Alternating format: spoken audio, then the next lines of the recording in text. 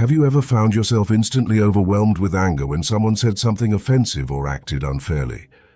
Do you wish you could remain completely calm, no matter what anyone does or says to you? What if you could develop a mindset so strong that criticism, insults, and even chaos couldn't touch your inner peace? It may sound like a fantasy, but for the ancient Stoics, it was a daily reality. In this video, we'll uncover a powerful Stoic principle that can transform how you experience life's challenges. If practiced consistently, it can help you become immune to anger and grounded in unshakable tranquility. And the best part, it doesn't require isolation or years of meditation, just insight, reflection, and a willingness to change. Before we begin, make sure to subscribe to the Mental Dose channel and join our Telegram community, where you'll get early access to new videos and insights on personal and spiritual growth. Now let's get started. Control is the key to freedom. Epictetus famously said, "Some things are up to us and some things are not."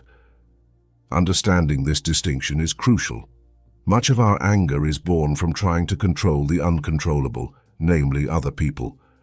We expect courtesy, fairness, and empathy. But reality often doesn't deliver.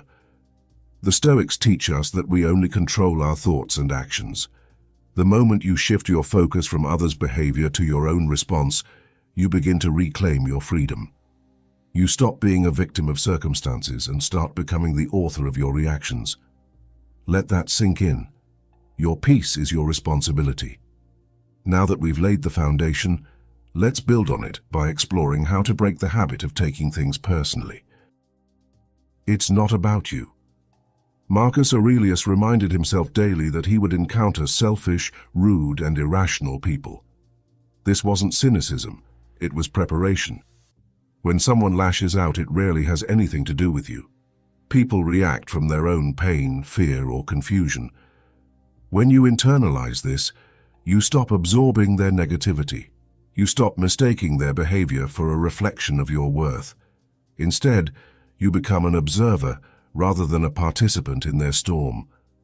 Their chaos doesn't have to become your chaos. With that clarity in mind, let's take a step further and ask, even if anger is natural, is it useful? Ask yourself, what does anger solve? Seneca described anger as a temporary madness.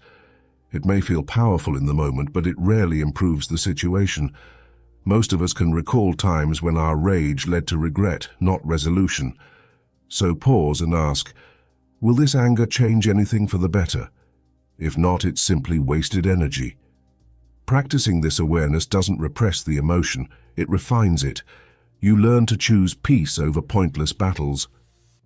As you build this awareness, the next skill is critical, learning how to pause. The pause that changes everything. Inserting a moment of reflection between stimulus and response is what separates the reactive from the wise. The Stoics valued this space. When provoked, take a breath, count to 10, examine the emotion without judgment. Ask yourself, is this really worth disturbing my inner peace? In most cases, the answer will be clear. Epictetus said, "It's not things themselves that disturb us, but our judgments about them." And speaking of judgments, sometimes we inflate temporary discomfort into long-term disasters. Let's shift our perspective. Everything is temporary. The Stoics viewed life as a flowing river. Nothing stays. Emotions come and go. What enrages you now will likely fade in days, hours, or even minutes. Marcus Aurelius wrote, "Life is flux. Everything is in constant motion." If something won't matter in a week or a year, is it worth your serenity today? Probably not. This perspective gives you space to let go before you explode.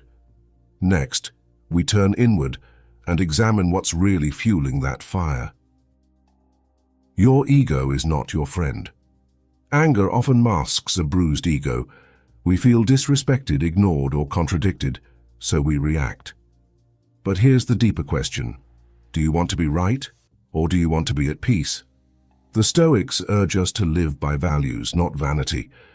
When you operate from integrity rather than pride, insults lose their power. Marcus Aurelius warned, "Don't let your mind become a slave to others' opinions." Of course, this kind of control doesn't appear overnight. It takes training. Train your mind. Like a muscle, self-control isn't a gift, it's a habit. Marcus Aurelius began each day anticipating hardship so that he would not be surprised or shaken. You can do the same. Use everyday irritations as your training ground. Each time you resist snapping back, you grow stronger. Neuroscience supports this. Repeated mindful behavior literally rewires the brain. The more you practice, the more natural your calm becomes. And if you're wondering whether this kind of mindset can be sustained, consider how much your environment influences your growth. Surround yourself with calm. Emotions are contagious. Constant exposure to anger and complaining breeds more of the same. Epictetus warned us, avoid chronic complainers, or you'll absorb their mindset. Seek out people who radiate calm. Observe how they handle challenges and learn from their presence. And if you can't find them in real life, immerse yourself in books, teachings, and conversations that nourish inner peace. Before we go on, if this video is helping you see things more clearly, consider sharing it with someone who needs it. And if you'd like to support this kind of thoughtful content, you can click the thanks button below. Your support truly helps us. Now, let's continue. Use humor as a shield.